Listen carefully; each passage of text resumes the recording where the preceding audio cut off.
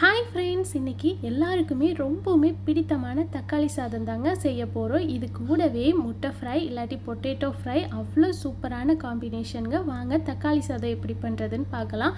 அதுக்கு ஒரு பேனில் ஒரு 3 டேபிள் ஸ்பூன் எண்ணெய் காஞ்சதுமே ஒரு 1/4 டீஸ்பூன் அளவுக்கு கடுகு, 1 டேபிள் ஸ்பூன் பச்சைக்கடலை பருப்பு, 2 துண்டு பட்டை, ஒரு 4 கிராம்பு, ஒரு 6 பல்லு பூண்டை நல்லா குட்டி குட்டியாக கட் பண்ணி வச்சுக்கலாங்க. இது கூடவே ஒரு பெரிய வெங்காயம் மீடியம் சைஸாக கட் பண்ணி இதையும் சேர்த்து நல்லா வதக்கிக்கலாங்க. காரத்துக்கு தகுந்தவாறு பச்சை மிளகாய், இன்றைக்கி ஒரு 4 பச்சை மிளகாய் எடுத்துருக்கேங்க. இதெல்லாமே ஒரு 50% நல்லா வதங்கணுங்க.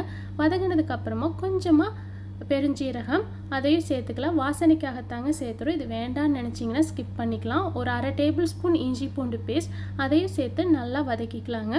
ஃபஸ்ட் டைம் நம்ம வீடியோஸ் பார்க்குறீங்கன்னா மறக்காமல் லைக் பண்ணி சப்ஸ்கிரைப் பண்ணிக்கோங்க.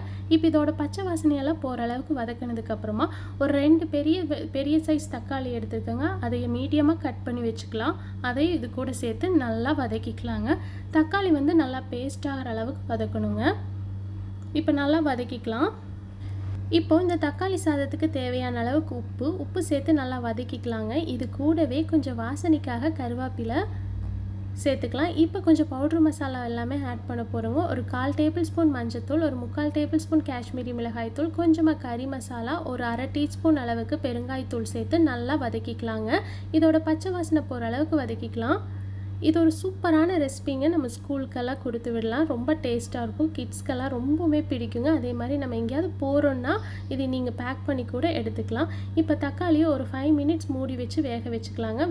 வெந்ததுக்கப்புறமா நல்லா மசிச்சு விட்டுக்கலாம். இது மாதிரி இப்போ பாருங்கள், நல்லா பேஸ்ட்டு மாதிரி நல்லா வெந்துருச்சுங்க.